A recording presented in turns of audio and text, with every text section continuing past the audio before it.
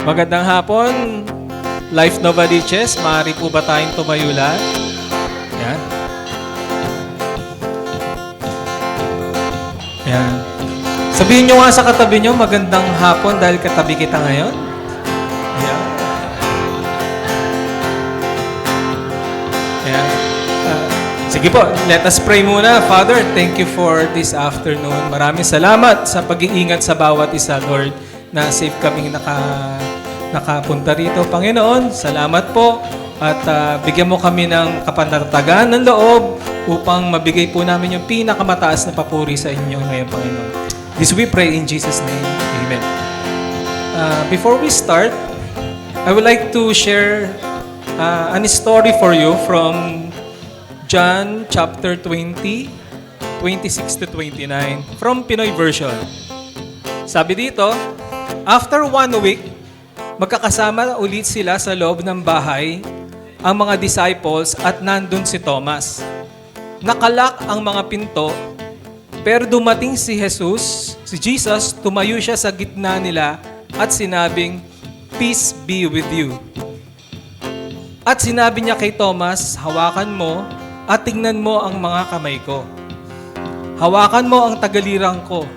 Huwag kang magduda, maniwala ka." Sumagot si Thomas, "Panginoon ko at Diyos ko."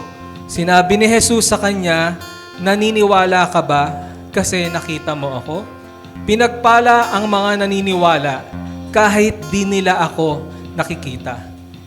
Alam niyo, church, some of us has this Thomas mindset. At everyday, challenge sa atin to na nagdududa tayo sa Panginoon. But you know what? This verse telling us, I like this verse. Sinabi niya agad, pagpasok niya sa pinto, "Peace be with you." Doon pa lang, dahil ang ating Panginoon ay hari ng kapayapaan. So sinasabi niya agad sa atin, I don't know about you, church. Malamang at sa malamang, meron tayong dinaraanan ngayon. Nasa sitwasyon tayo na hindi natin minsan gusto. Or kaya, nasa sitwasyon tayo sa patungo sa hindi natin gugustuhin. But the Lord is telling us, "Peace be with you." Meron dito sa atin na may problema sa relasyon sa asawa, anak, kapatid. At meron din dito na may problema sa atin sa kalusugan. At meron din na may problema sa atin dito sa kaperahan. Tama po ba? Dahil sa Bible, parang yun lang naman ang problema ng tao eh. Relasyon, pera, kalusugan. But the Lord is telling us, kapatid, anak, peace be with you. Maniwala ka lang. Kung alam niyo po kung isa-sum up natin to, isa-summarize natin to, sinasabi ng verse na to "Peace be with you. Dahil ako ang Panginoon mo at ako ang Diyos mo." Let us pray, church. Father, thank you for the assurance that we have that inner peace, Lord. We have that assurance that your word, hindi po to mag-expired, Lord. Hindi ito malalaos, Panginoon. Bagkus to, Lord, ay so faithful, Lord. You are the faithful God, Panginoon. Panginoon, turuan mo ang bawat isa na lumakad sa iyo, Lord. At maintindihan, Lord, ang mga salita mo, ang mga utos mo, Panginoon. Maraming salamat, Lord. Holy Spirit, bigyan mo kami ng masayang puso today para kami ay makapagbigay ng pinakamataas na papuri sa iyo.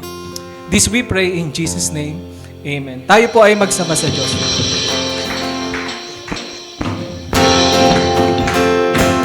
Purihin po natin ang ating Panginoon, tagapagligtas.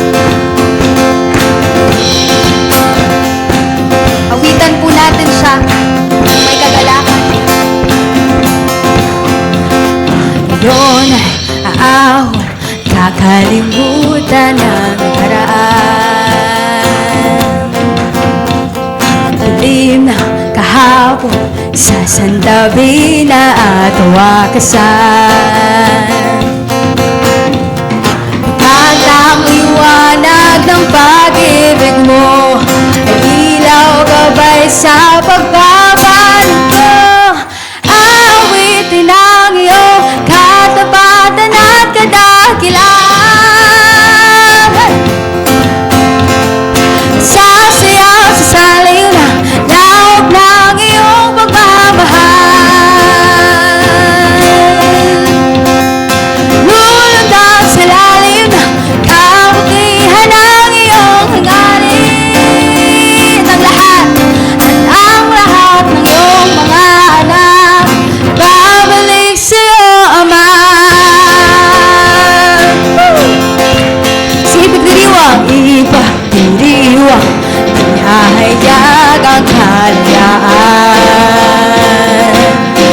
magpapaalipin, di papaalipin, di na muli magpapawihan. Oh, sa bawat sulok ng buong mundo ihayag tanging pangalan mo, awitin ang iyong katapatan at kadakilan. Oh, sasayang sasalin na huwag ng iyong pagmamahal. Nulundag sa lalim, kabutihan ang iyong hangarin. Ang lahat ng iyong mga anak magbabalik sa'yo, Ama. Magbabalik!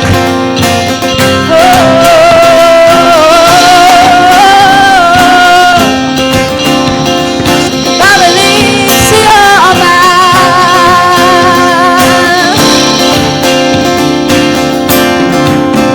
Ama, Ama, walang katulad ang pangako at pag-ibig na alay.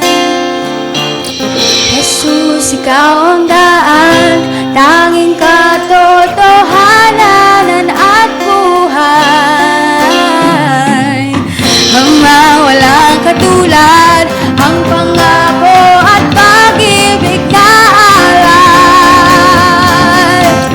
Jesus, ikaw ang daan, tanging katotohanan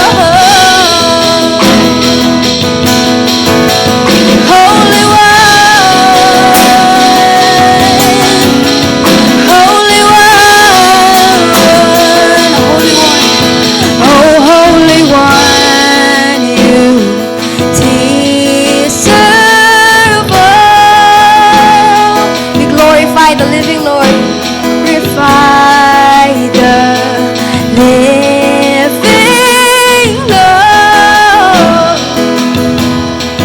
Oh, search my heart and make it yours.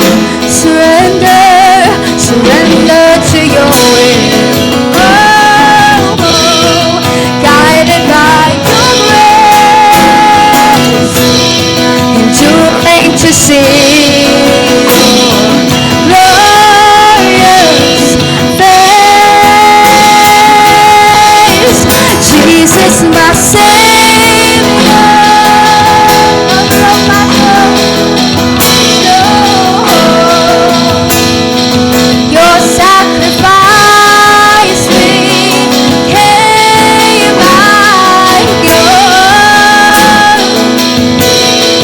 The promise keeper, you're ever faithful. So when you say you're coming for me, you will Holy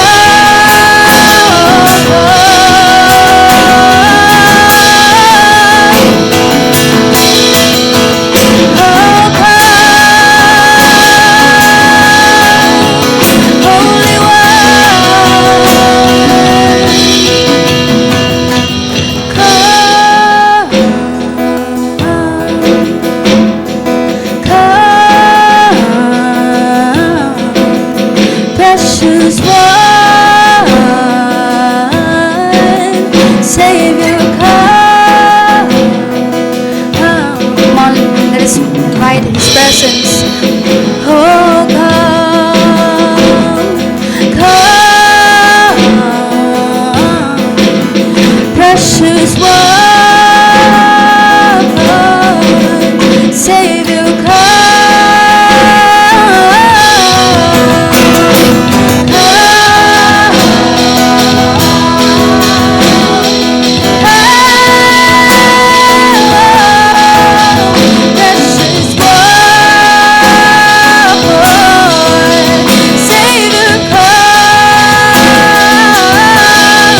Jesus, my Savior,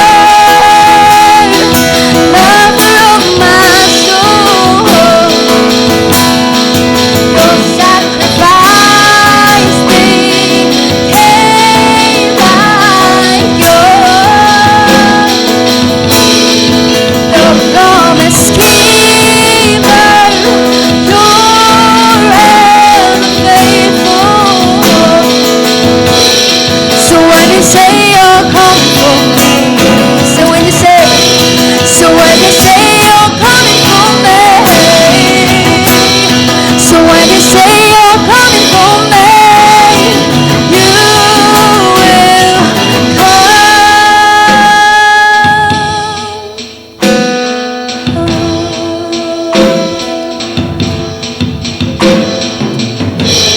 Hallelujah. Father, thank you, Lord God, for the sacrifices, Lord God. Salamat, Panginoon, at binigay mo yung buhay mo sa amin, Lord. We are now assured, Lord, na meron kaming eternal life, Panginoon. Salamat sa iyong kapatawaran, Panginoon. Salamat sa iyong salita na hindi nagbabago, Panginoon. Panginoon, buksan mo ang puso at isipan namin upang mas makilala ka namin, Panginoon. Salamat, Lord. This we pray in Jesus' name. Amen. At dadako po tayo sa ating pagbibigay. Mayroon lang akong ibabahagi po sa inyo sa 2 Corinthians chapter 9, verse 7 to 8. Dapat magbigay ang bawat isa sa inyo depende sa gusto niyang ibigay. Hindi mabigat sa loob o napipilitan lang. Kasi mahal ng Diyos ang taong masaya pag nagbibigay. At kaya ng Diyos na bigyan kayo ng sobra-sobrang blessing para maibigay sa inyo ang lahat ng kailangan nyo at marami pa kayong maibigay para sa mabubuting gawain. Praise the Lord. You know what, church? Nagkaroon kami ng lunch kanina ni Pastor Henry. And our tito and titas, the couple is really so cheerful habang pinapakain kami. The Lord is telling us Anak, you need to be cheerful pag nagbibigay ka.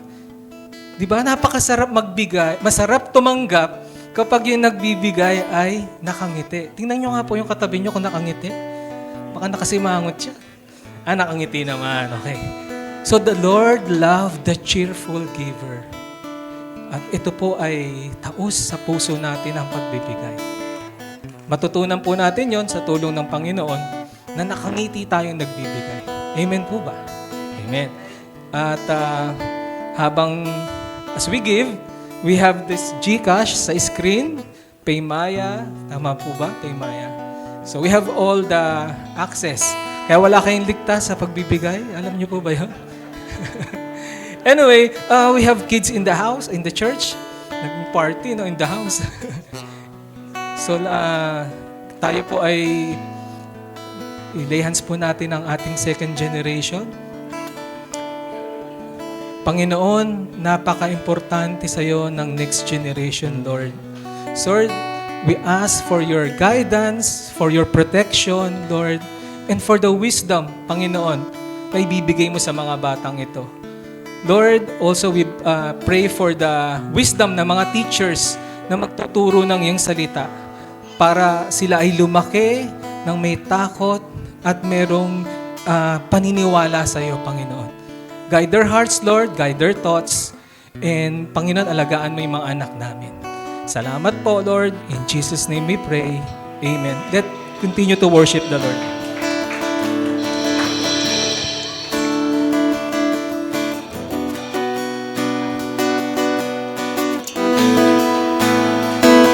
We thank you, Lord, by your blood, wash away our sins, Panginoon.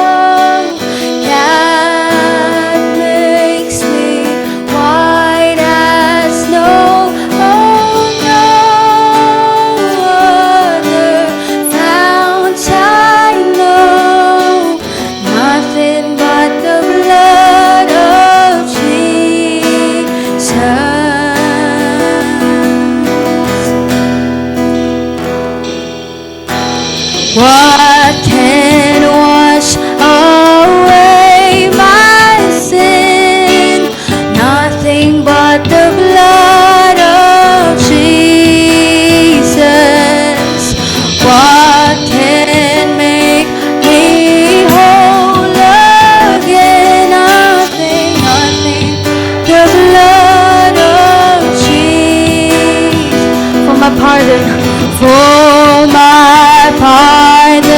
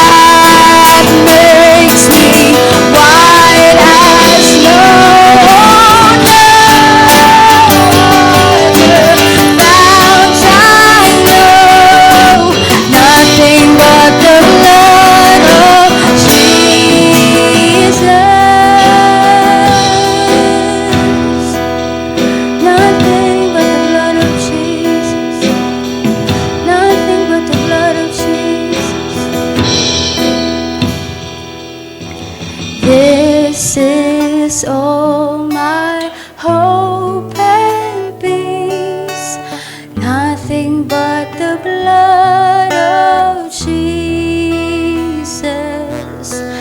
This is all my righteousness. Nothing but the blood of Jesus. Oh, precious is the flow that makes me white as snow. Oh, no other fount I know. Nothing but the blood of Jesus.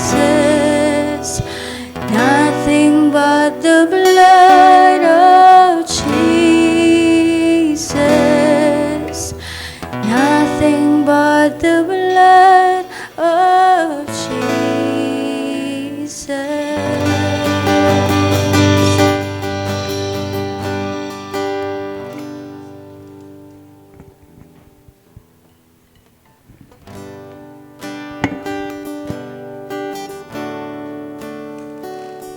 Matthew 27, verse 54. ESV version. When the centurion and those who were with him, keeping watch over Jesus, saw the earthquake and what took place, they were filled with awe and said, "Truly, this was the Son of God." Sa Pinoy version. Nung naramdaman ng officer ng Roman army at ng mga sundalong nagbabantay kay Jesus ang lindol at nakita nila ang lahat ng nangyari, natakot sila. Sinabi nila, siya nga talaga ang anak ng Diyos. Let's pray. Lord, marami pong salamat sa araw na to. Lord, sa pagtipon-tipon namin bilang isang church, galing man kami ng iba't ibang pamilya, iba't ibang lugar, nagpapasalamat kami kasi pinagkaisa mo kami dito to meet you and encounter you. Salamat, Panginoon, sa salita mo. And Lord, as we receive your word today, buksan mo po ang aming mga mata, ang spiritual eyes namin, and also our heart, na makita namin kung sino ka sa buhay namin, na ikaw ay buhay at ikaw ang aming Diyos at ikaw ang aming Panginoon. Lord, dalangin ko na bawat isa sa amin dito, buksan mo yung puso namin, pero hindi lang para sa amin, kundi sa mga taong nakapaligid sa amin, upang makilala ka rin nila sa pamagitan ng paggalaw mo sa buhay namin. Bilang isang individual, at also bilang isang church. Thank you, God. This we pray in Jesus' name. Amen. Amen. Palakpakan natin si Lord. Maaari na tayong umupo. And welcome, Life Nova, sa ating 2 p.m. service. Yan, sabi mo naman sa katabi mo, welcome ka dito.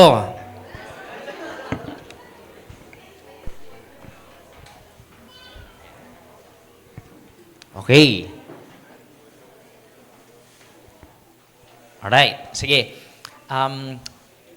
Para po sa mga first-timer, ilan sa inyo dito, you came here for the first time? Ako si Jo Marie, isa ako sa mga campus missionaries dito sa Life Nova. And hindi lang kayo yung first time. First time ko rin yung gumamit ng clicker. So, Tech, di ba? Pa-assist na lang. Ayan, si Tech para yung kumbaga parang Holy Spirit yan. Pag di mo na alam gagawin, sila na yung bahala. Max. Parang lang, huwag ka ma-pressure siya nun. Okay, so, again, I'm one of the campus missionaries dito sa Life Nova and I'm serving, kasama ko mag-serve ang aking wife, ang aking beautiful wife. Naku, bilisan mo, yari tayo. Ayan. Okay, yung aking beautiful wife na si Crystal at ang aming first child, first of the many, next, si Peter. And also, dahil hindi ako madalas mag-preach dito sa 2 p.m., usually ang nagpipreach sa atin ay ang ating senior pastor, si Pastor Tim. I wanna honor first Pastor Tim, kung nasan ka man ngayon, at saan ka man kumakain, di ba? Okay, si Pastor Tim ay ang aking personal coach. Siyempre, siya din ang ating senior pastor. Together with Ate Jinky. Ate Jinky, sila ay talagang great friends sa amin ni Crystal at great mentor para sa walk namin in married life. Yan. So, yan. That picture, kailan ba yan? Last year lang ata yan. Okay? And also, syempre, ang ating Nova Leadership Team. Unahin ko na yung dalawa nating, hindi elder pagdating sa edad, pero elder pagdating sa wisdom. Si Pastor Henry at saka si Sister Clea. Andito po ba kayo, Sister Clea, Pastor Henry? Yan. Itong mga veterans, kumbaga veterans pagdating sa prayer and word. Kaya naman pag naalala ko pa pag kami ay nagpi-preaching prep, yan, may kulay pa yung buhok ko dyan. Dyan na ako napagalitan na may kulay. Hindi naman nila ako pinagalitan na may kulay ng buhok. So, nagpe-prepare kami ng word. Hindi lang yon, the preaching every Sunday is not just, hindi lang to pinag-aaralan ng isang tao, but it's a team, and I wanna honor our Nova Leadership Team for, kumbaga sa pagluluto ng pagkain, talagang sama-sama, teamwork ito. So, Nova Leadership Team, sa ating mga campus missionaries and sa ating mga pastors, thank you so much. I wanna honor you this afternoon. And sa 2 p.m. service natin, alam ko nga hindi masyado, pero may the Lord bless the preaching of the word today for all of us. Yan. So, nasa series tayo na ang pangalan ng series natin ay The Cross. Yan. Yung cross, ito yung dito sa throughout ng series na to, makikita natin ano ba yung epekto ng cross sa mga tao o character sa New Testament. Ano yung epekto nito sa buhay nila? Nung na-encounter nila si Jesus while He was on the cross or before, during those time nang siya ay nagsasuffer na papunta sa cross, ano ba naging epekto nito sa mga taong nakadaupang palad ni Jesus? So, yun yung tinitignan natin. And nakakatatlo, tama ba? Nakakatatlong weeks na tayo. First week, kung maalala nyo, pinag-usapan natin yung buhay ni Nicodemus. Di ba? Yun gawain natin, pag-usapan yung buhay ng iba. Pag-usapan, syempre Bible character naman yun, di ba? So, si Nicodemus, naalala natin, si Nicodemus ay isang skeptic. Aral sa law, sa Jewish law, pero nung na-encounter niya si Jesus, nagbago yung perspective niya. Hindi kaagad-agad, di ba? Hindi pa siya sumama na kaagad kay Jesus katulad ng ibang disciples, pero siya ay eventually in the latter part, siya rin yung nag-appreciate sa buhay ng Panginoong Jesus. Last week, if I'm not mistaken, si Pastor Tim din nag-preach, pinag-usapan natin yung crowd, yung mga hindi followers, mukhang followers lang, pero fans pala. Alam niyo yung pinagkaiba ng fans tsaka follower? Pag follower, ano ba pinagkaiba no? Iba na kasi ngayon parang parehas lang ngayon sa TikTok, sa Facebook, pag follower kasi during those days, kung ano yung tinuturo niya, ginagawa mo, sinusunod, literal na sumusunod ka saan man siya magpunta. In the Greek culture at saka sa New Testament culture, rabbi to student ang relationship. Pag ang isang rabbi, nag-declare siya ng start na ng pagtuturo, yung mga disciple sumusunod kahit saan siya magpunta, sa synagogue, o kaya bibili siya ng grocery, lahat yan, pupuntahan nila, susundan nila para silang buntot.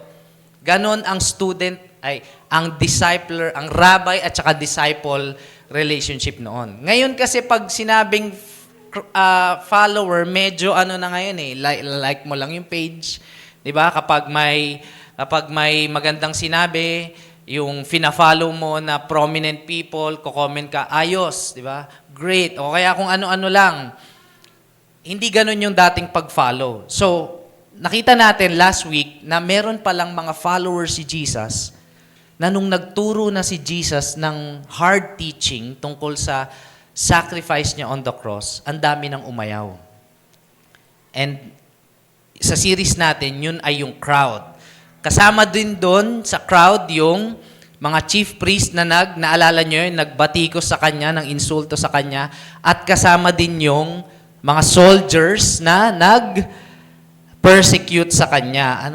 Kung maalala ko nga, ang sinabi ng persecute, Oh, kala ko ba King of the Jews? Sabay kinuranahan siya ng, kasi nga king, di ba? And now, medyo katuloy pa rin siya kasi ang pag-uusapan natin ngayon ay ang buhay ng isang soldier, pero hindi lang basta soldier. We're gonna talk about the encounter of a centurion. Meron ba tayong picture dyan? Sige na, ikaw na nga siya nun. Sumuko agad na.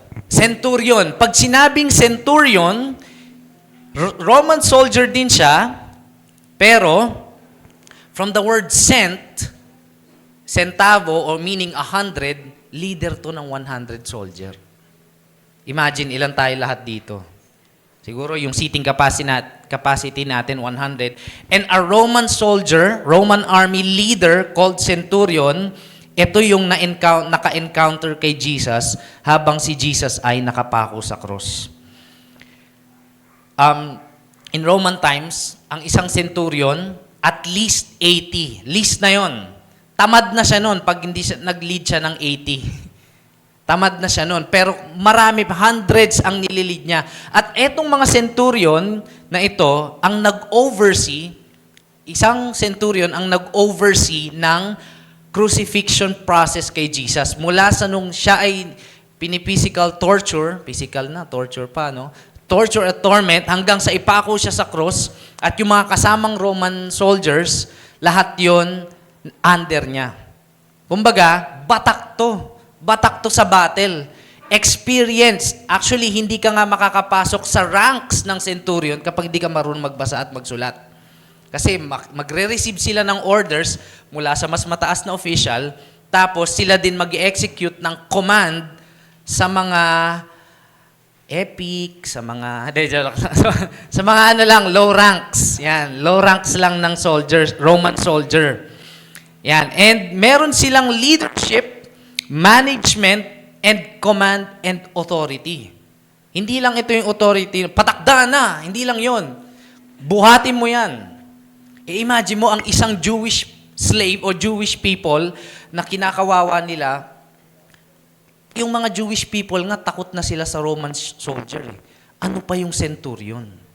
At saka ang mga centurion, malaki ang belt neto. Kasi joke lang. Hindi nag-click yung... Hindi nag-click. Bukas magigets din natin yan. Yan. And, hindi lang yon, kumbaga sa earnings, kita o sahod, di hamak na mas malaki ang kita ng mga centurion kaysa sa ordinary Roman soldier. Mga 10 times siguro ng sahod. At ang centurion pala, ang encounter ng centurion kay Jesus ay nakarecord sa Matthew, Luke, and Mark. Ngayon, ito yung hope ng preaching na ito that all of us, lahat tayo, makita natin yung sa encounter ng centurion na to, grabe, super high official. But when he encountered Jesus, nabago yung perspective niya. Ang goal ng preaching natin na ito, na kapag nakita natin yung buhay ng centurion, makikita din natin ano ba yung nagpabaliktad sa kanya para maniwala kay Jesus. Kasi kasi Roman siya, hindi siya Jewish, so hindi siya naniniwala sa Judaism, siya ay pagan. May iba silang gods. At syempre, pag soldier ka, hindi ka naman basta-basta mapapaniwala ng mga ordinaryong tao. Malakas din yung kumbaga, yung hindi lang muscle, hindi lang katawan mo yung may muscle, pati utak mo may muscle. Hindi ka basta-basta naniniwala unless you investigate. So, yun ang goal natin. Hopefully, makita natin yung sarili natin in the passage na binasa natin at yung kwento nito.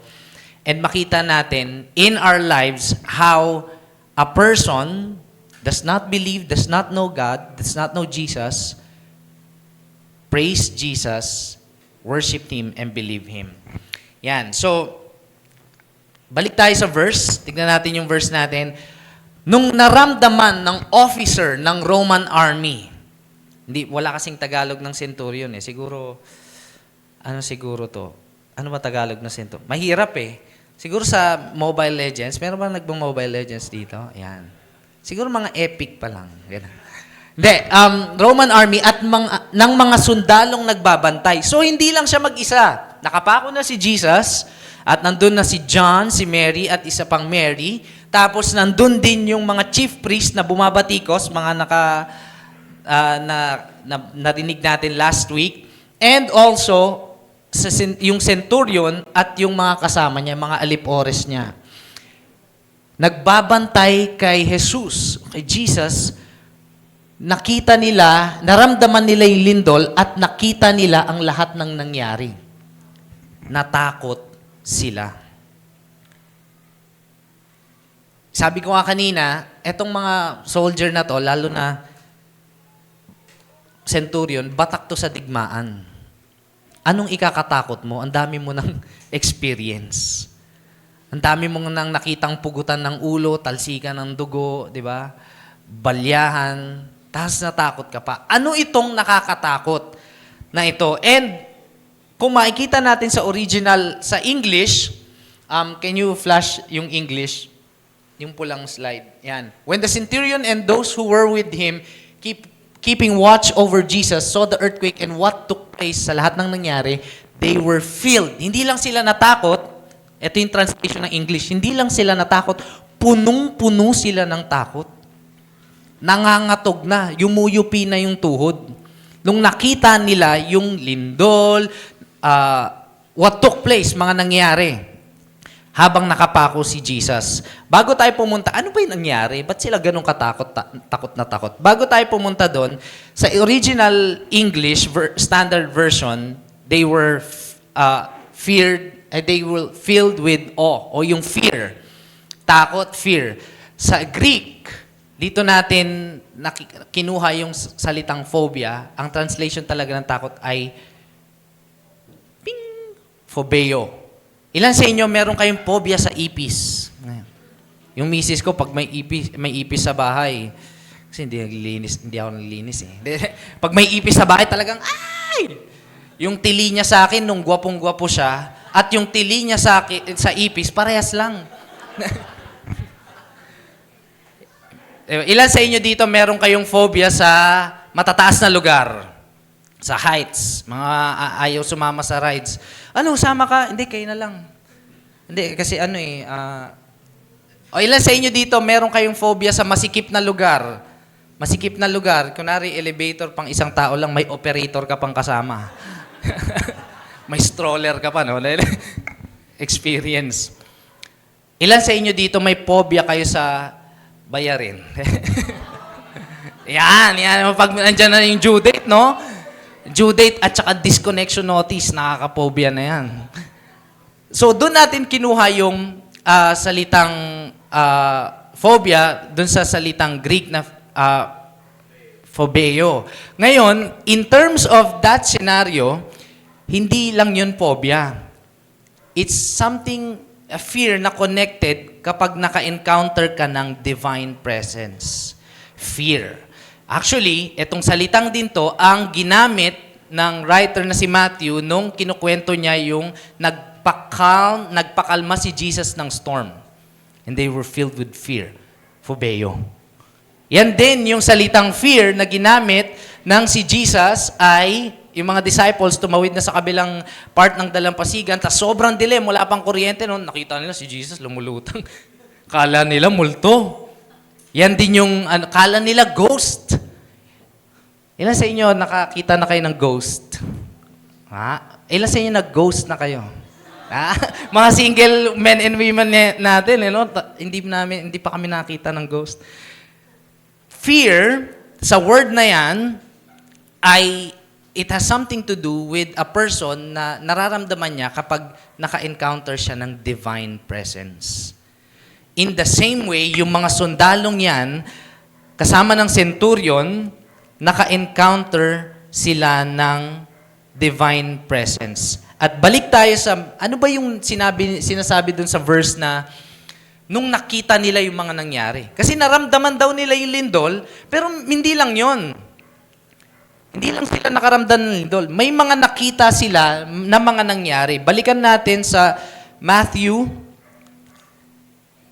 yung verse, yan, Matthew 27, verse 45. Nung pinako na si Jesus at the 6th hour hanggang 9th hour, 12 noon hanggang 3 p.m., nagdilim ang nagdilim ang kalangitan. Naalala nyo sa mga movie, di ba nung nakapako na si Jesus, dumilim yung kalangitan, hindi yung paligid, dumilim yung hence yung paligid na rin. Nung dumilim yung kalangitan, maraming scholar nagsasabi, historians explaining na solar eclipse lang yon. Hindi yun supernatural darkness. Na nung pinako ang Son of God at namatay ang Son of God, nagkaroon ng solar eclipse. Eto matindi. Hindi yun solar eclipse. Kasi ang solar eclipse, panandalian lang. Di ba nga pag nababalitaan natin sa news, ang solar eclipse, di mo pa nakita, tapos na. Mas makikibalita ka, oo nga, nakita ko nga yun eh. Ganda. Pero nakibalita ka na lang. Kasi mabilis lang yun. Yung iba sinusundan nga lang yun eh. Pero ito, 3 hours na solar eclipse. Walang ganun, kundi supernatural darkness. And the darkness filled the earth. Sa standard version, English Standard Version, at ito yung kinakatakot ng mga Roman soldier. Kasi unusual, hindi pa nangyari throughout the history na 3 hours dumitlim ang kalangitan nang merong isang tao na inakusahan lang ng blasphemy kasi nagsasabi siya na siya ay anak ng Diyos at dumilim ang kalangitan for 3 hours. They feared. Sila ay natakot.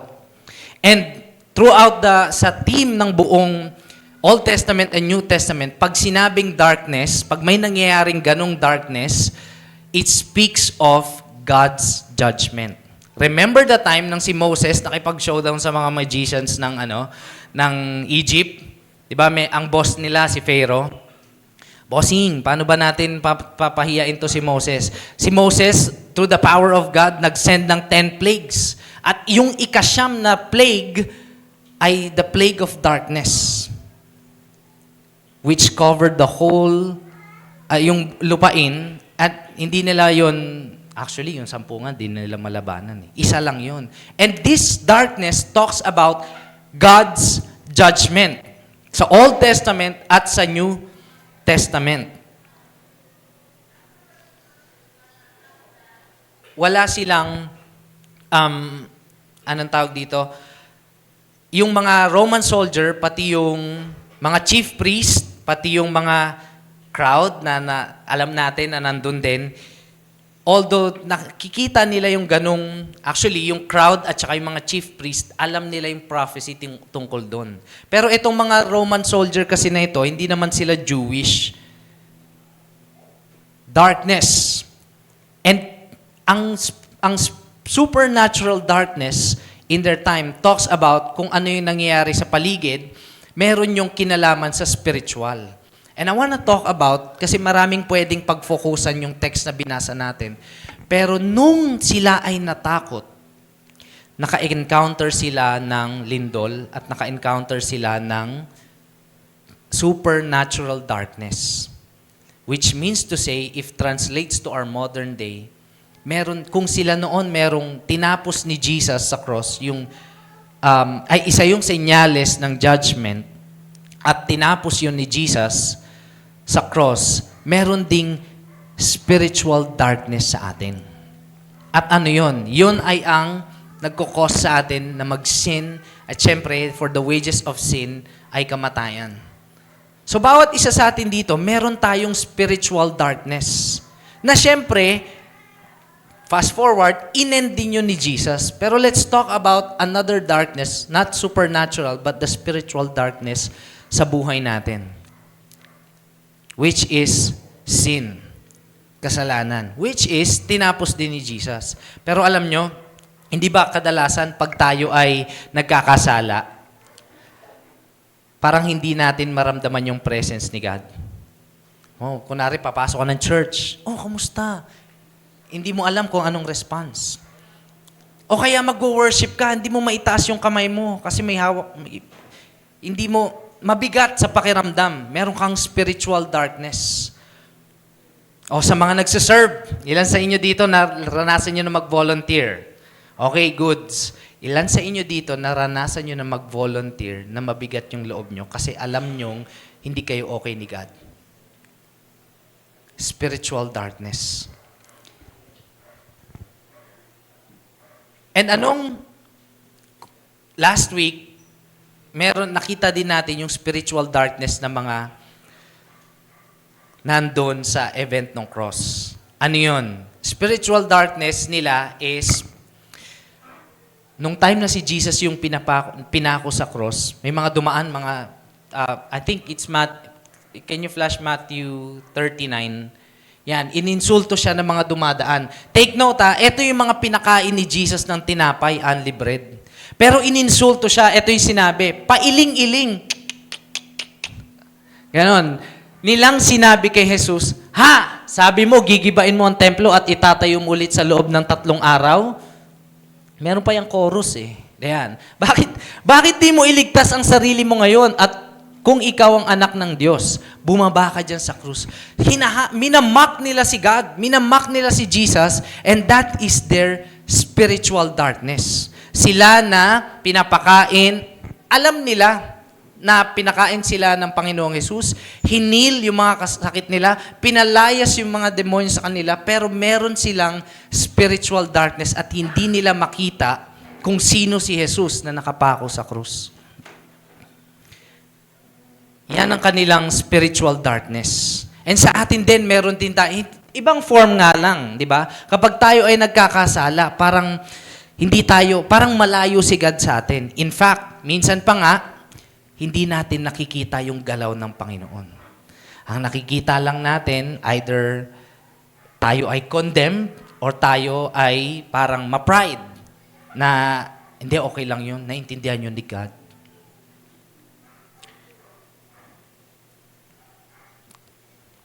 Minsan, kumbaga pinupoke tayo ni God sa ating spiritual darkness, hindi tayo nagre-respond ng maayos, ng by faith. Nagre-respond tayo, either nag-i-excuse tayo, or hindi, Lord, kasi hindi mo alam yung pinagdaanan ko. Kunwari, for example, nasa immoral relationship ka. Sinasabi ng Panginoon na umalis ka na doon. Iwanan mo yan, talikuran mo yun. Hindi, Lord, kasi matagal na kami. Malalim na yung pinagsama. Mahal ko siya eh. I'm not judging. Siyempre, meron namang kanya-kanyang senaryo yung buhay natin. Kaya lang, kung ang salita mismo nanggaling na kay Lord, hindi lang kay pastor, hindi lang sa coach.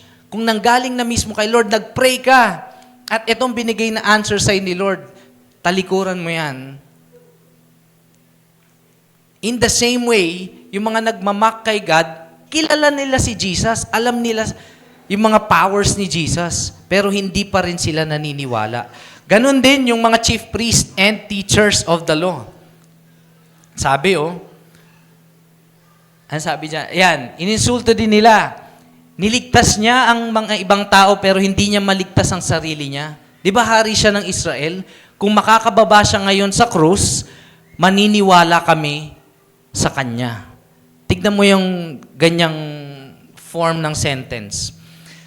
Yung mga Jewish leaders, pati yung mga crowd, lagi silang nag-a-ask ng sign kay Jesus. Tapos, pag ginawa ni Jesus, hindi sila naniniwala. Ngayon, nakapako na si Jesus, nag-ask sila ulit ng sign. Baba ka dyan, maniniwala kami. Sounds familiar ba sa walk natin kay God? Ilang beses sa buhay natin, nag-ask tayo ng sign, Lord, kung ibibigay mo lang ito, promise, maniniwala talaga ako. Susunod na talaga ako. Binigay ni Lord ngayon. Binigyan ka ng magandang trabaho. After ng magandang trabaho mo, na-busy ka sa trabaho, nagkaroon ka ng Sunday shift, okay? O kaya nagulo yung schedule mo, hindi ka na nagpakita. Lord, bigyan mo lang ako ng mataas na sahod, promise, tutulong talaga ako sa mission, o kaya tutulungan ko yung kapwa ko. The next time na lumapit ka sa ibang tao, hindi mo sila mabigyan kasi feeling mo kulang pa rin. I mean, wala namang masama sa pag-a-ask. Pero kung tayo ay nasa position na ng entitlement, at hingi tayo ng hingi kay God. At ang matindi pa nun, hindi lumalalim yung pagtitiwala at paniniwala natin sa Kanya. There might be something wrong. Baka kinikilala lang natin ang Diyos sa mga benefits na binibigay niya. Spiritual darkness of the heart. Kaya matindi yung sin eh. Pag tayo ay nabubulag ng sin, hindi na natin alam kung ano yung tama at mali. Minsan, pinagde-day off pa natin yung demonyo. Alam mo yung pinagde-day off? Huwag ka nang sumama sa akin, ako napupunta sa sin. Gaya natin, nagde-day off. Kumbaga parang hindi na natin kailangan ng tulong niya, tayo na mismo eh. But, eto yung matindi. Eto yung maganda. Nung yung centurion, pansinin nyo yung crowd at saka yung Jewish leaders, insider tong mga to. They know God, who God. They know Yahweh. Pero yung nakarealize pa, by the way, meron pa palang isa, may isang, yung robber, katabi ni Jesus, yung magnanakaw, katabi ni Jesus, isa doon, kilala niya din si Jesus, pero hindi rin siya naniwala. Yung isa doon, kilala si Jesus, kung, sabi nga nung isa yung medyo, yung kontrabida na magnanakaw, sabi niya, save yourself and also us. Kumbaga, iligtas mo yung sarili mo, sama mo kami. Kumbaga, parang ang ganda ng pang-encourage, pero humihingi ng balato. Humihingi ng for selfish gain. Na-experience na ba yun? Oo, pag natanggap ka sa trabaho mo, kahit ano yan, sige lang basta bigyan mo kami Iba yung heart ng encouragement. Pero yung isang thief or yung isang robber, sabi niya, Lord, kapag isama mo ako sa paradise. That's one na naniwala, isang insider. Pero itong centurion na to, outsider to mga kapatid. Wala tong alam sa Jewish law, wala tong alam sa tradisyon ng Israel, wala tong alam kay Yahweh, pero siya pa yung nakarealize. Doon sa verse na binasa natin, nung nakita niya yung mga nangyari at sila ay natakot, sinabi nila na siya nga ang anak ng Diyos. Kahit yung mga soldiers, yung centurion, medyo naniwala, yung mga soldiers, hindi pa naniwala. Ito yung matindi. Nakita ng centurion yung pagmamak ng mga chief priest. Nakita ng centurion yung pagmamak ng mga crowd. At nakita niya rin yung pagmamak ng mga kapwa niya sundalo. Pero nakita niya rin yung response ni Jesus. Nakita niya that out of all this persecution, ang narinig niya kay Jesus ay, Father, Father, forgive them, for they do not know what they're doing. Wala siyang narinig na mura. Wala siyang narinig na, di ba, minamak si Jesus, iniinsulto siya. Hindi niya narinig si Jesus na, antayin niyo ako, pag ba ako nakababa dito, yari kay lahat sa akin. Wala siyang narinig na ganon. Wala siyang narinig na, hindi ko pa nilalabas ang 100% kung lakas. Walang paghihiganti, walang ganon. O kaya yung babangon ako at dudurugin ng mga Romans. Anong narinig niya? Ano yung na-witness niya? Mula sa takot, nakita niya yung, Father, Father, forgive them, for they do not know what they're doing. Nakita niya yung response ni Jesus from that persecution. At ito yung gusto kong ipalalimin pa natin. Yung centurion na yon, hindi lang siya nandun. Nung pinapako si Jesus, nung tinotorture si Jesus, hindi lang siya yung nandun, na present. Actually, dahil siya ay mataas na officer, siyang nagmamanage nun. Siyang nagko-command kung saan dadaan si Jesus na may cross. Siya nagko-command kung gaano katindi, anong level ng strength yung ipapalo. Siya nagko-command kung anong pako yung bibilhin, saan ipapako. Siya nagko-command ng lahat ng yun. Siya ang nag-orchestrate ng mamanage ng process ng crucifixion. And yet, nung nakita niya na hindi lumaban ng Panginoon, but choose to forgive and love these people na nag-persecute sa Kanya, something kick in sa Kanyang perspective. Dagdagan mo pa yung dumilim yung kalangitan, lumindol, and in verse, I think, can you continue verse 53?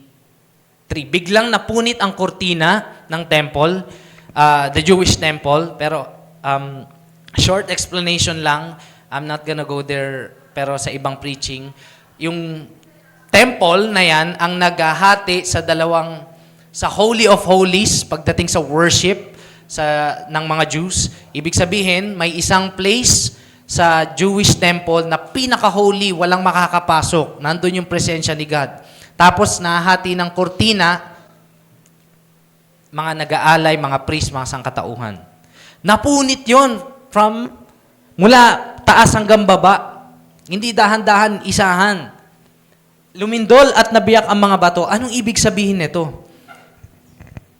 Anong ibig sabihin na right at the moment na namatay si Jesus, nagdilim yung kalangitan, napunit yung temple or yung sistema ng worship nila noon na nagse-separate ng Holy of Holies sa mga makasalanan at lumindol at nabiyak ang mga bato. Isa lang ibig sabihin nun. Kumbaga, I can just imagine, hindi naman sinabi ng scripture, pero napagtatahi-tahi siguro ng Roman centurion yung mga nangyayari. Of course, hindi niya nakitang napunit yung kortina kasi nandun nga sila sa Golgotha, malayo naman. Pero alam ito ng mga Jewish people. Anong ibig sabihin nito? Number one, I think, inabolish ni God. Hindi niya inabolish, pero after fulfilling what the prophecy is, tinanggal niya yung namamagitan sa holy presence at sa sinful man. The sinners, ay pwede nang maka-access sa pamamagitan ng sakripisyong alay ng Panginoong Yesus. Anong ibig sabihin ng lumindol? Dilim yung kalangitan at nabiyak yung mga bato. At kung itutuloy pa natin yung verse, may mga bodies, sabi ng ESV, may mga bodies na bumangon mula sa libingan. Sabi ni John Piper, isang sikat na theologian, these are all natural signs. Nabiyak yung bato, earthquake, at bodies, at pagdilim ng kalangitan. Natural signs na kapag ang creator ng buong mundo, siya na gumawa ng lahat, siya ang naipako sa krus at nasakripisyo at namatay, nagre-react yung creation. Imagine. Gaano kalakas si Jesus na yung buong creation nag-react, yet hindi niya nilabanan o nag-revenge sa mga taong nag-mock sa Kanya at nanakit sa Kanya. And the centurion witnessed all these things happen. Hindi ko na alam kung anong masasabi niya doon. Isa lang yung sinabi niya, siya nga ang anak ng Diyos. Truly, this is the Son of God. And from all those stories na ay yung makikita natin, na kahit na ganun na lang yung kasalanan ng mundo, pinili pa ring mahalin ng Diyos yung tao. And I want to share this one point for all these things. Ang kadiliman ng kasalanan sa puso ng tao, pati na yung kamatayan, ay hindi kayang daigin ang liwanag ng pag-ibig ng Diyos. Mahal niya kasi yung mga tao. Na kahit madilim, spiritual darkness, gaano man kalaki yung spiritual darkness sa puso ng tao, at gaano man kalaki yung supernatural darkness na nangyari, hindi yun kayang daigin yung liwanag ng pagmamahal ng Diyos sa sangkatauhan. No match, kumbaga. But many people would not see it as it is. But sa pamamagitan lang ng sacrifice ni Jesus, ang mga tao ay masisave. Now, ayan, sa English, God's love cannot be conquered by darkness of sin and death. Ngayon, mga kapatid, kung makikita natin yung, I hope na makita natin yung storya, kung na hindi lang ito basta tungkol sa centurion, pero tungkol din to sa liwanag ng pag-ibig ng Diyos. Na kahit malakas yung kadiliman sa puso natin, tignan mo nga yung katabi mo, madilim ba yan? Madilim ang budhi. Kahit na madilim ang budhi niyan, hindi yan matatalo ng hindi niya matatalo ang pag-ibig ng Diyos. Lahat naman ng character na nandun sa pagpapako kay Jesus, lahat ng tao doon madilim yung budhi, including the centurion. Pero nakita niya yung liwanag ng pag-ibig ng Diyos. And he believed. Siya ay naniwala, siya ay nagpuri, siya ay nag-worship. Now, as we end this preaching, I hope na makita natin yung liwanag ng pag-ibig ng Diyos sa atin. Pero ito yung matindi. If we treat ourselves, o kung sa tingin natin tayo ay nagmamahal sa Panginoong Jesus, tagasunod niya, at meron tayong relasyon sa Kanya, ito yung question ko para sa atin. Ilang centurion kaya yung nakakakita ng presence ni Jesus sa buhay natin? Na kapag merong persecution tayong natatanggap, pinipili natin silang mahalin. Meron ba dito na persecute na kayo in the name of Jesus Christ? Because you love God, you love Jesus, you've been persecuted sa trabaho, halos asar-asarin ka o maliitin ka because of your faith in Jesus Christ. Sa campus, meron ba dito halos makaaway mo na yung professor mo na hindi naniniwala? Ilang persecution. In that moment of persecution, remember Jesus and his encounter with the centurion. The centurion realized, no matter how great the darkness is, the love of God overcomes the darkness. Centurion, yung Roman soldier, can be considered also yung mga lost na nakapalibot sa atin. Hindi nila alam yung buhay, hindi nila alam ang Diyos, hindi nila kilala ang Diyos. Nagsasuffer sila, pinopost nila at sasabihin nila, balang araw, malalagpasan din natin to. Ilang tao yung nagpo-post ng ganon, pero hindi nakakalampas. Sa mundo, pag ang isang tao ay nag-suffer, walang purpose. Akala lang nila, matatapos lang to at magkakaroon, parang cycle lang. So kapag hindi nag-grant yung pagtapos ng kanilang paghihirap, sila ay nagmamaktol, sila ay nag-aabuso nagbibisyo, o kaya sila ay, or worse, kinukuha nila yung buhay nila. Kasi hindi nila kilala ang Diyos. Sa mga tagasunod ni Kristo, alam natin ang purpose ng suffering. Pero ilan yung nakakaalam na may Diyos na handa kang samahan sa suffering mo? Ilang lost or centurion pa yung hindi nakakaalam na yung suffering ay inaalaw ng Panginoon para maging Christ-like. Sa kanila, galit sa akin ng Panginoon. Sa mata nila, walang Diyos. Sa mata nila, kung walang Diyos, wala rin kwenta yung buhay. Ganto, paulit-ulit na lang. Hence, kunin ko na lang yung buhay ko. But the story tells us that yung pag-ibig ng Panginoon na hindi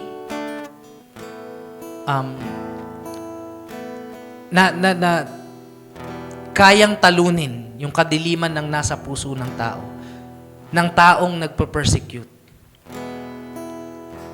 We can see in the story na hindi lang yun basta mabait lang.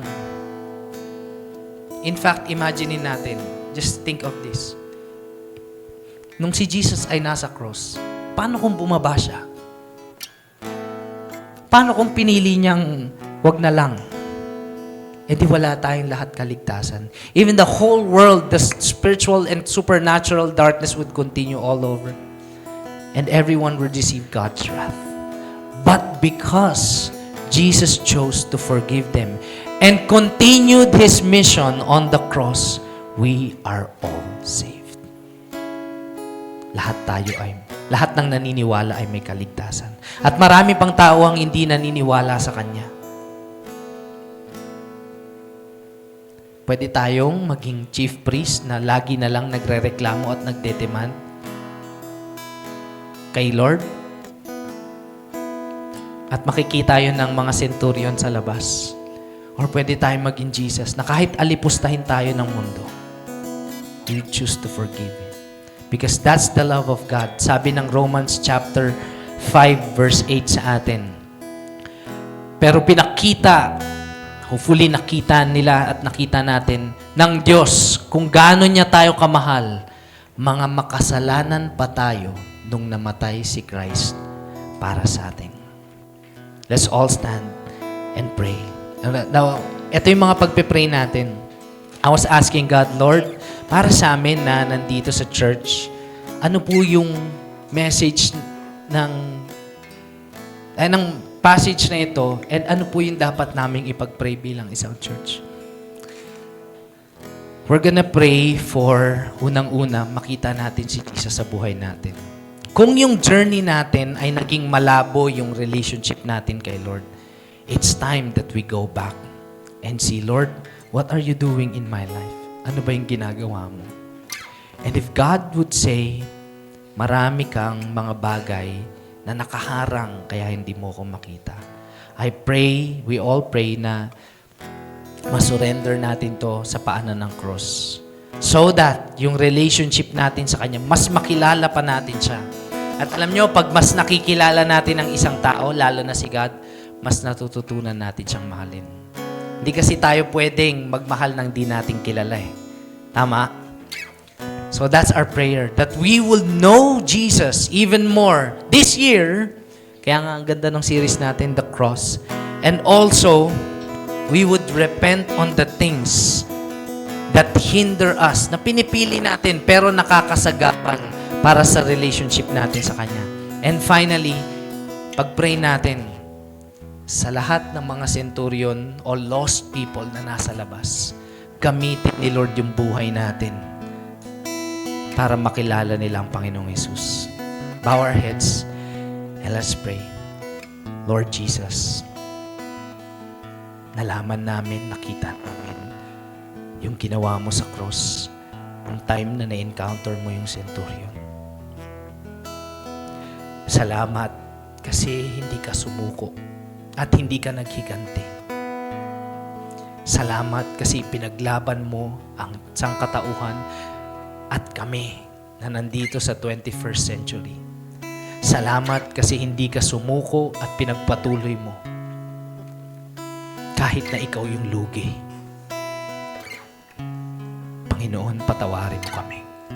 Lahat kami na nandito, na narinig yung word mo, patawarin mo kami kung meron kaming instances sa buhay namin na para naming ininsulto ka, na hindi kami naniwala o kaya demand kami ng demand at puro lang kami hingi nang hindi lumalalim yung pananampalataya namin sa iyo.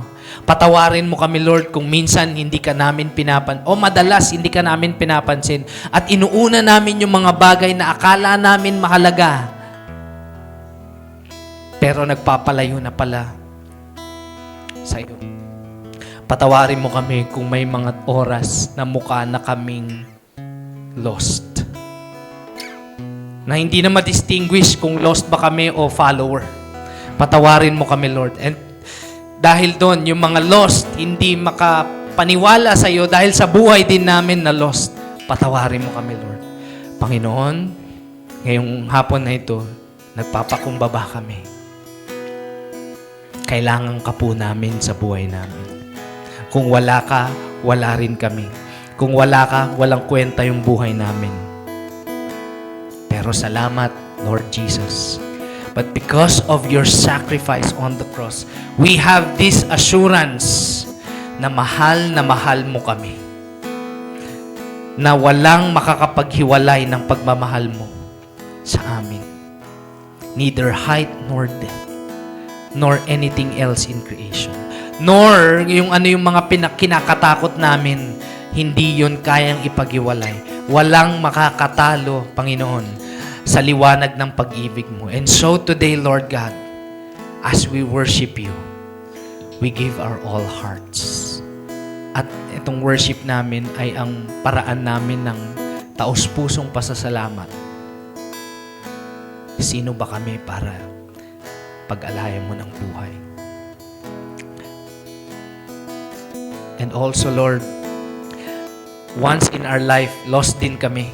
At marami pang lost or centurion na nasa labas. Panginoon, sa pag-follow namin sa iyo, gamitin mo po ang buhay namin para maging patotoo ng iyong goodness, ng iyong grace sa buhay namin. Na ikaw ay buhay.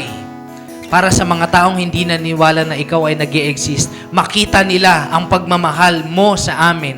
Na kahit kami ay i-persecute, hindi kami lalaban ng mayabang, ng may pride. But we will humble ourselves and trust you, Lord God. And Lord, act with wisdom, Panginoon. Panginoon, ngayong hapon na ito, kakanta kami ulit. Pero this time, Panginoon, now na na-realize namin kung gaano kalaki yung pag-ibig mo sa amin, itong mga lalabas sa bibig namin, Lord, these are not just lyrics, but these are words of love from a sinful human who is redeemed to our Savior, Jesus Christ. Thank you, God. This we pray in Jesus' name. Amen.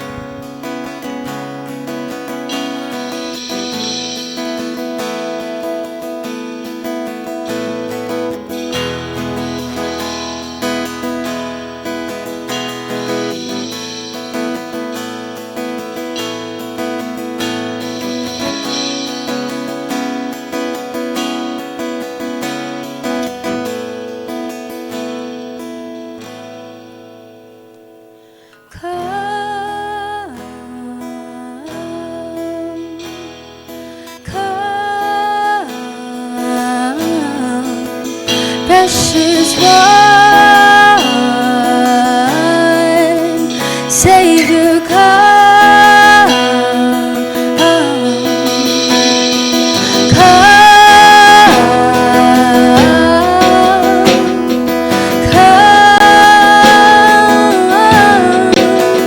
precious one, Savior, come.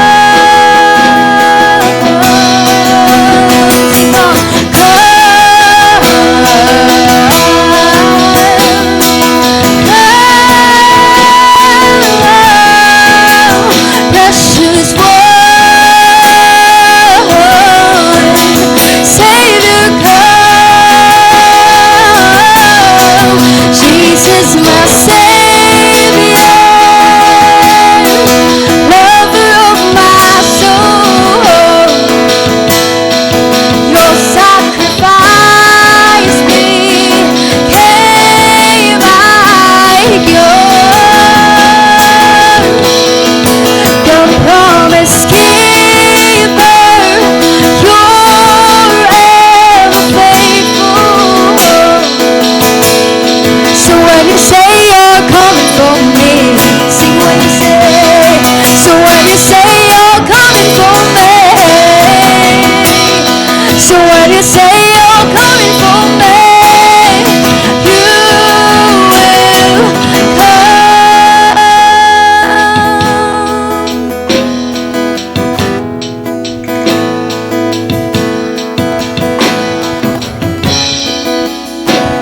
Hallelujah, Lord. Sino po na-bless sa preaching ni Coach Taps today? Palakpakan po natin ang Diyos. Ang isa pong gusto ko lang i-share na takeaway ko today sa preaching ni Coach Tap is, ilang supernatural miracles pa ba ang kailangan pakita ni Lord sa buhay natin para maniwala tayo sa Kanya. Church, how many miracles na na-experience nyo from the last days, from the last few years, para lalo tayong humawak sa Kanya? Alam nyo, church, yung paggising nyo pa lang sa maga, gising kayo, that is a miracle. Yung wala kayong oxygen na katabi sa upuan nyo, nakakahinga kayo ng mahusay, that is a miracle. So God is teaching us to be thankful and grateful. That's my takeaway today. Kasi hindi na natin kailangan siguro yung supernatural na na-witness ng centurion, just to believe that He is God and He is our Lord. Gising pa lang tayo, kapatid, it is a miracle. Humihinga pa lang tayo, that is a miracle. Nakakalakad ka papunta rito sa church, that is a miracle. Ang nagkakamali lang tayo kasi, nakakalimutan nating magpasalamat. You know what? I has this online teaching sa mga kapatid ko. Sabi ko sa kanila, the more na nakikita natin yung maliliit na bagay na miracle ni Lord, mas the more tayong nagpapasalamat sa Kanya. Di ba po? Kasi nag-aantay tayo ng supernatural eh. But the Lord is already teaching us, anak, ang dami ng supernatural na pinakikita ko. Ba't nahihirapan kang maniwala na Panginoon mo ko at Diyos mo ko? Let us pray, church. Father, thank you, Lord, for the revelation ng preaching today, Lord. Maraming salamat, Lord, sa pangako mo, Lord, na hindi mo kami bibitawan. Kasi, Panginoon, pag kami kumapit sa iyo, maaari kaming bumitaw. But yung promise mo, Lord, hindi mo kami bibitawan, Lord. Yun yung pangahawakan namin, Lord. Marami kami dinadaanan ngayon, Lord. Problema, kung ano mang klaseng problema. But Lord, teach us how to focus on you. Panginoon, maraming salamat sa pagbigay mo ng buhay para sa amin. We don't deserve it, Lord. We deserve to be sa ibang lugar, Panginoon. But because you give your life to us, Lord, that's why we have the eternal life. Thank you, Jesus. Thank you for your unending love, Panginoon. Maraming salamat, Panginoon, sa iyong salita at sa iyong pagmamahal sa bawat isa. Thank you, Lord. This we pray in Jesus' name. Amen. Palakpakan natin ang Lord. Dito po nagtatapos yung third part series natin ng The Cross. And I hope and pray na magkita-kita pa tayo next week for the last part of the series. God bless everyone. Ingat po.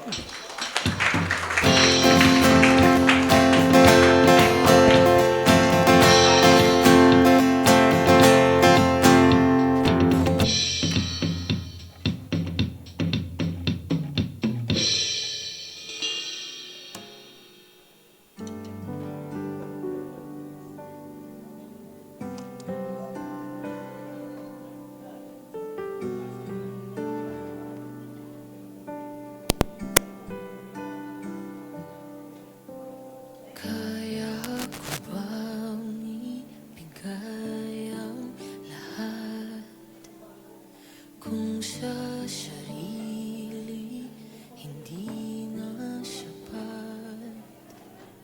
Kailangan